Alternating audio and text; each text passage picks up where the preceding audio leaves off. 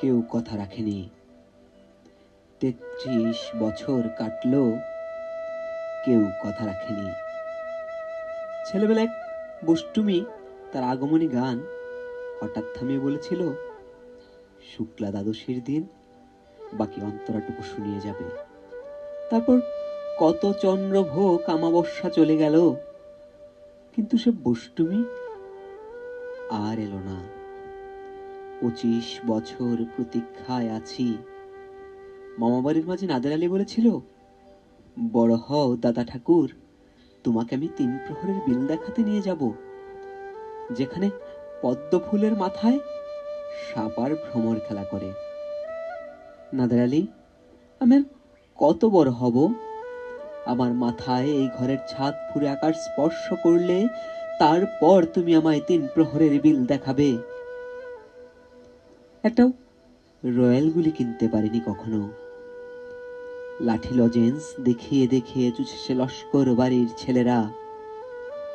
ভিকিরির মতো চৌধুরীদের গেটে দাঁড়িয়ে দেখেছি, ভেতরে রাস উৎসব, অবিরল রঙের ধারার মধ্যে সুবর্ণ কঙ্কন পরা ফর্সা রমণীরা কত রকম আমোদে হেসেছে। আমার দিকে তারা ফিরেও চায়নি। বাবা আমার কাছে হয়ে বলেছিলেন, দেখিস একদিন আমরাও। বাবা এখন অন্ধ, আমাদেরও দেখা হয়নি কিছুই।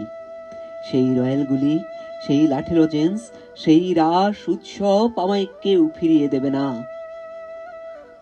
বুকের মধ্যে সুগন্ধির মদ রেখে বরুণা বলেছিল, যেদিন আমায় সত্যিকারের ভালোবাসবে, সেদিন আমার বুকেও এরকম আতরের গন্ধ হবে। ভালোবাসার জন্য আমি হাতের মুঠোয় প্রাণ নিয়েছি, দুরন্ত সারের চোখে বেঁধেছি লাল কাপড়, বিশ্ব সংসার তন্ন তন্ন করে খুঁজে এনেছে ১০০টা নীল পদ্ম। তবু তবু কথা রাখেনি বরুণা। এখন তার বুকে শুধু মাংসের গন্ধ। এখনো সে যে কোনো নারী, কেউ কথা রাখেনি। ৩৩ বছর কাটলো, কেউ কথা রাখে না।